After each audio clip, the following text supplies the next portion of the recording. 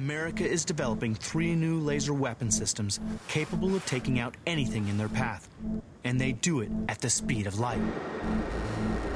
First up is the airborne laser. It's designed to shoot down intercontinental ballistic missiles from a jumbo jet. Next is the close combat version called the Advanced Tactical Laser. Carried on much smaller aircraft like the latest Joint Strike Fighter planes, the ATL is every bit as deadly, taking out air and ground targets with incredible stealth. And last but not least, the Marine Corps is now testing a mobile land system called the Tactical High Energy Laser. It will cut down and destroy incoming enemy missiles. Mounted aboard this heavily modified Boeing 747, the airborne laser can track and destroy intercontinental ballistic missiles even before they leave enemy territory. To be effective, its highly charged lasers have to work over incredible distances.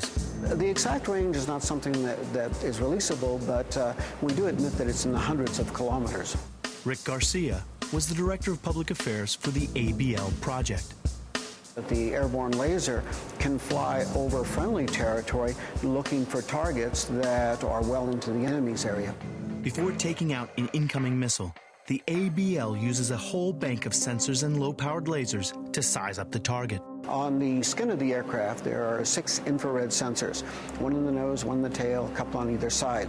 And when a missile is launched, the hot exhaust plume from that missile will set off one or more of those infrared sensors.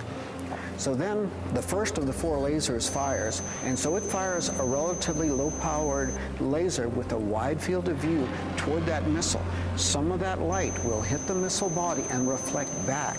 That'll tell the aircraft the speed, the range, the altitude, even the point of origin, and possibly where it's going to impact. Next, a low-power beam gives a precise fix on where to focus the energy.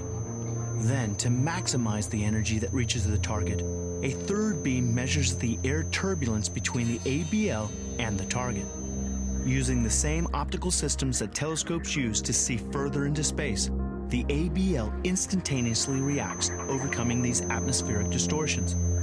This allows the full force of the killer laser to reach the missile, singling out its weakest part, the fuel tank. So all you have to do is hit the body of that tank, get it to heat up, get it to start to crack, and then it explodes from the inside out. So it's a catastrophic failure at that point.